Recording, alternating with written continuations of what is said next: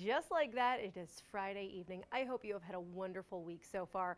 I think the weather has certainly been agreeable at the least. I mean, look at the Providence Skycam right now. It's gorgeous, beautiful blue sky over the Point Street Bridge, looking great. And as we take you out to the wide view, you can see that there are a few wispy clouds in the background, but that's it so far. I say so far because we will have more clouds move in overnight. We'll also have some dense patchy fog, so make sure you're taking it easy as you head out the door either late tonight or early tomorrow morning. More on that in a second, but let's start with the here and now in terms of temperatures. It's 54 in New Bedford right now, 55 in Taunton, 57 in Smithfield, 53 in Providence, 48 in Westerly, and 46 for Block Island right now. To put this in perspective, we're normally in the mid-40s this time of year, so when you have temperatures that start with a 5, that's pretty warm all things considered, especially because a couple spots actually got up towards 60 earlier this afternoon. Now overnight tonight, temperatures drop back through the 40s, back through the 30s, and most of us end up between about 32 and 38 depending on where you live. Providence, I'm putting you at 37 degrees, for example. Increasing clouds, as I mentioned, and that fog comes around as we move into the really late night, early morning, so just be careful as you're heading out the door tomorrow morning.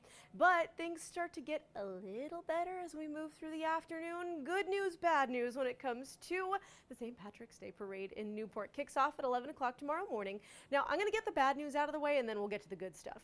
Bad news is that it could be pretty murky in the morning. We still have those clouds around, and I unfortunately can't count out a sprinkle. I'm sorry. I wish I could say it was going to be rain free, but I do think a drop or two, not out of the question.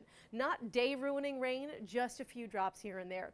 Now, the good news is temperatures are still in the above average trend. So when the parade starts, I'm expecting the mid 40s. By the time it ends, I think you'll be right about 50 degrees or so. High temperatures tomorrow across the board between the mid 40s and mid 50s, depending on where you live. Once again, we are going to see some wind out of the south, and that's going to do two things. It is going to keep the temperatures in the 50s for the most part. However, if you live near the coast, so my South Coast friends, South County, if you're listening right now, it's going to be a little cooler. I'm going to call it sweatshirt weather as you're getting into the afternoon.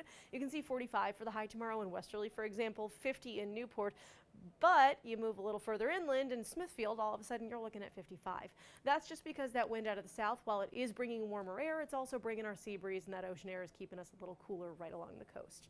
As we move through the weekend, we're watching for our next big storm, which for us arrives late Sunday night and early Monday morning. But it's actually technically two storms that are going to be, honestly, kind of a nightmare for millions of people across the United States. One of them unfurling right now across the Central Plains, bringing severe weather and a fire risk because of wind and lightning to parts of the Central Plains. Dry conditions before this storm not helping either.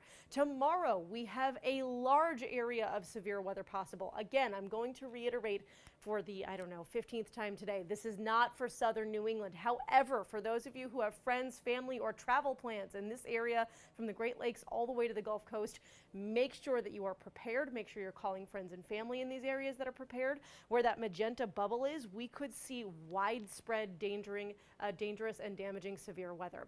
Now, the second storm moves toward the 95 corridor on Sunday, and this is where we start to see that storm impact us late at night. But as you can see, we're totally out of the severe risk. I do think we could have a couple thunderstorms super late Sunday into very early Monday, but our biggest issue is going to be the uncomfortable rain and gusty winds as you get through that Monday morning commute. Again, little lightning, rumble of thunder. I'm not going to count it out. I do think it's possible right now based on conditions, but I'm really looking at a non-severe day. I cannot emphasize that enough.